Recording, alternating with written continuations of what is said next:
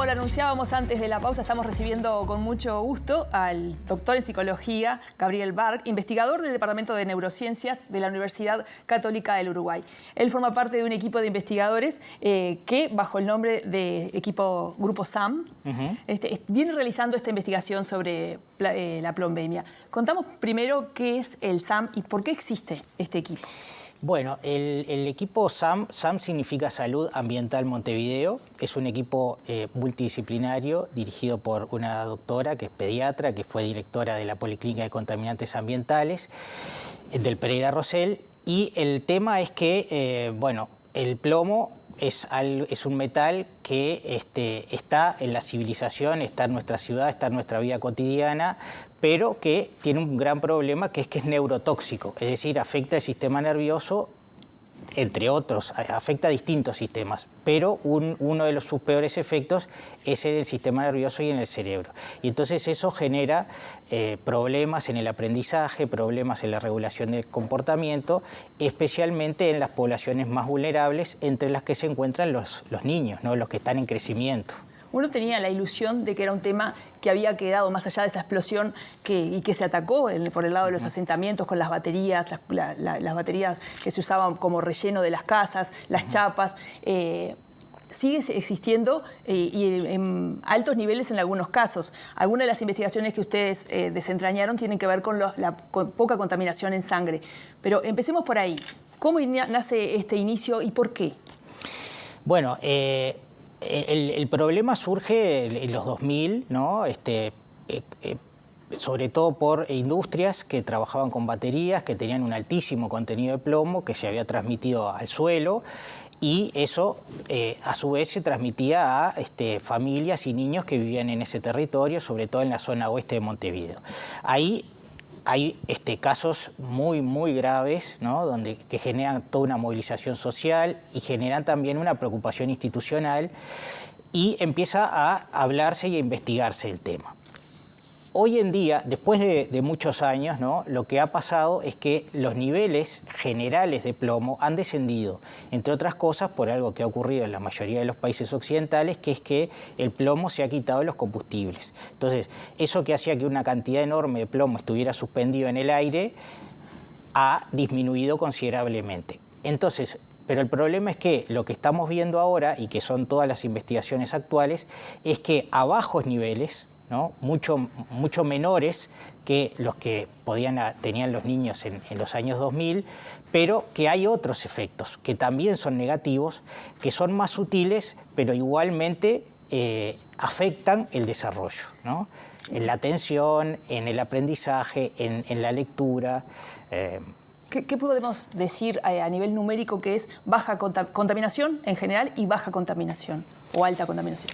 Bueno, es difícil poner un límite, porque el problema es que el plomo es un metal que no cumple ninguna función biológica en el cuerpo humano. Por lo tanto, lo ideal sería que hubiera cero. Pero por cómo vivimos, ¿no? en las ciudades, no existe nadie que tenga cero. Pero digamos que la Organización Mundial de la Salud, el CDC en Estados Unidos, están como empezando a manejar 2 microgramos por decilitro de sangre, 3 microgramos como un nivel, digamos, bajo, ¿no? Teniendo en cuenta esto, ¿no? Que nosotros justamente lo que encontramos es que también efectos menores, a niveles menores, igual hay efectos, ¿no? El estudio de ustedes, además de detectar esos casos, pone un énfasis en la solución de la mejora de la calidad de vida, sobre todo de esos niños que están expuestos, o que tienen esa contaminación en su sangre, pero que el contacto con espacios públicos puede tener un beneficio. Contanos cómo fue esta investigación.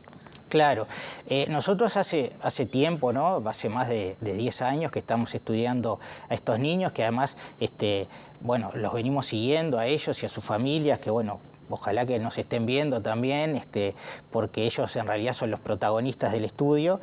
Y hemos estudiado distintos aspectos, no solo biológicos, sino también psicológicos y sociales.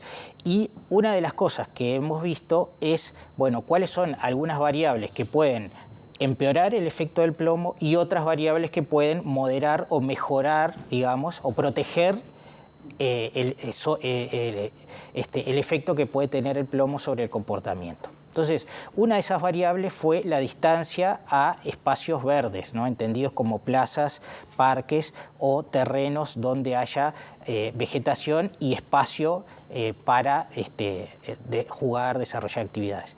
Entonces, ahí bueno, utilizamos los datos del Servicio de Geomática de la Intendencia y la geolocalización del lugar de los hogares donde viven estas familias.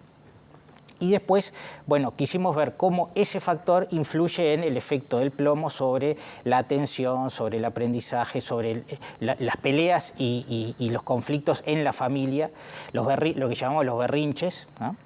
Y lo que vimos es que en el caso de los niños que tienen menos de 2 microgramos por decilitro de sangre, es decir, los que tienen un nivel de plomo más bajo, la proximidad a estos espacios verdes hace que esos efectos sobre el comportamiento se maticen, se moderen de manera significativa, ¿no?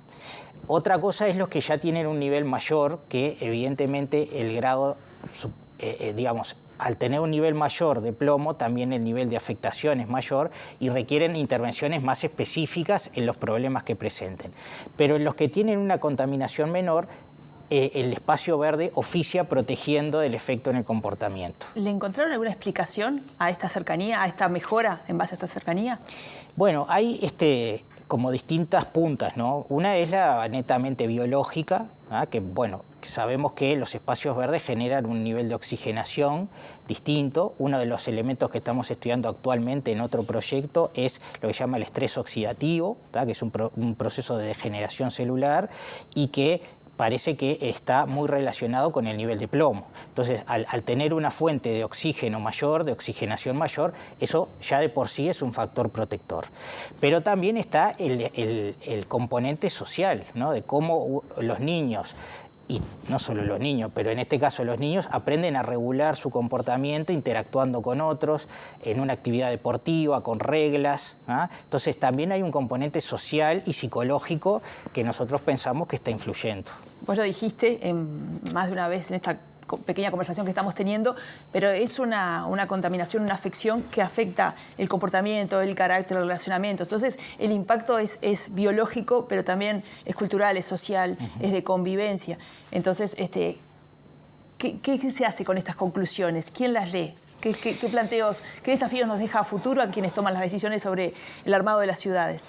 Bueno, yo creo que es muy interesante porque en este caso hay un factor que es un factor de protección que yo diría que es hasta inespecífico, ¿no? Es decir, no solo para el plomo, sino para, por ejemplo, el efecto que pueden tener otros contaminantes, porque uno de los problemas que tenemos hoy en día es que no es solo el plomo, sino que hay otros, incluso otros metales como el arsénico, cadmio, manganeso, pero además hay otros químicos que también interactúan. Entonces, los espacios verdes parecen ser un elemento de protección y reafirmamos algo que ya se sabía por otras investigaciones, de que también es un elemento positivo para el desarrollo de la salud mental infantil, ¿no? Entonces yo creo que ahí hay una punta. Por supuesto, sin descuidar los otros aspectos específicamente sanitarios, psicológicos, psicopedagógicos, ¿no? Y hasta nutricionales que pueden afectar este tema. Este estudio, ese trabajo conjunto de conocer cuál es la realidad y qué efectos pueden ser positivos para superarla, contó también con la colaboración de las familias.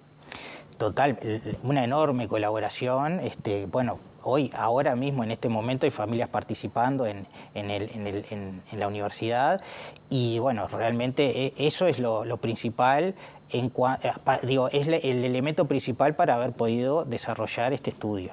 Y me maravilla y me gusta hablar de esto porque en momentos en que hemos hablado tanto de la ciencia y que hemos tomado dimensión de lo que es la ciencia para todos nosotros, a veces nos olvidamos de que eso existe en el momento de los presupuestos y todo eso, ¿no? Pero acá, en este proyecto en particular, tiene una pata absolutamente territorial, pero también una vinculación con el exterior, porque el estudio es internacional y está vinculado también con Estados Unidos.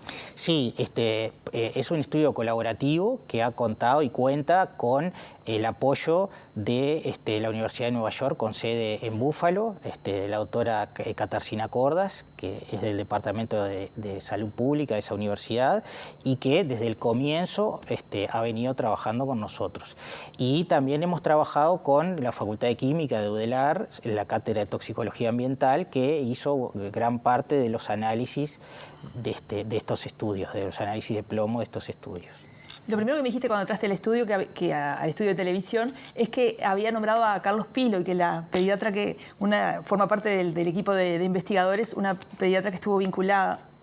Sí, la doctora Queirolo en realidad es la directora del estudio en Uruguay y bueno, ella estuvo muy vinculada a estuvo atendiendo a esos niños en ese momento y por lo tanto también estuvo muy vinculada a toda la movilización que hubo en La Teja, dentro de la cual Pilo fue un elemento fundamental, ¿no? Te traigo a toda esa historia de nuevo porque hago un mea culpa, ¿no? Digo, nosotros parece que nos olvidamos de la plombemia, hablamos de otras patologías, de otras enfermedades. Hemos hablado hace 2 años de una pandemia y esto que tiene tanto que ver con el desarrollo, con la salud más básica de nuestros niños, sigue existiendo. ¿Hay una conciencia en el país en lo que respecta a esta afección, a este neurotóxico?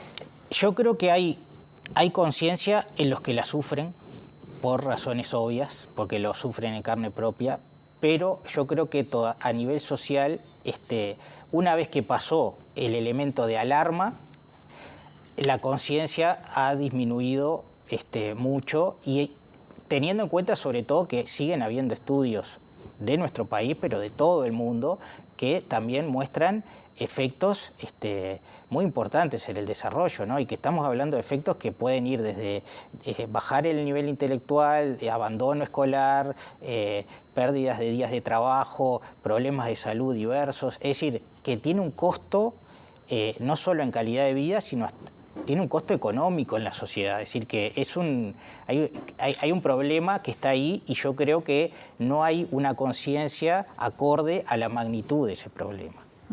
Estamos cerrando esta preciosa conversación que te agradecemos porque ha sido muy, muy explicativa.